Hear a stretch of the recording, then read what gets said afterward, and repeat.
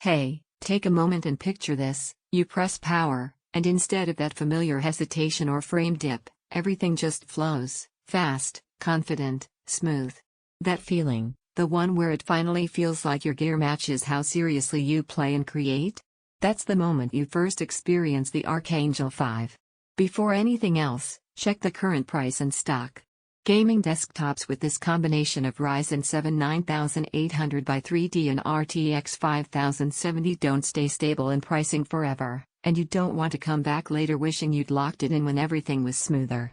This is for the kind of person who feels when performance isn't quite there, not just reads numbers on a spec sheet. You're the one who's dealt with awkward stutters at the worst moments, who's closed background apps and lowered settings just to make things playable, who's realized halfway through a session that your system is the weak link instead of the partner. You knew it was time to upgrade the moment compromise started feeling like normal. Once you experience this level of performance in action, everything weaker starts to feel like a limitation you shouldn't accept anymore. From the first boot, this doesn't just feel faster, it feels assured. Games aren't just playable, they flow. Big titles that once struggled now run with confidence. Heavy workloads don't lag, they obey. Multitasking feels like strength instead of strain. You don't hope for responsiveness, you feel it. Imagine dropping into a demanding AAA title and watching it stay smooth even through intense action. Picture editing or creative work where timelines scrub without hesitation. Think about running multiple apps, browser tabs, and tools at once, and the system doesn't flinch. That's the emotional relief of leaving weak gear behind. You stop negotiating with your setup and start using it without hesitation.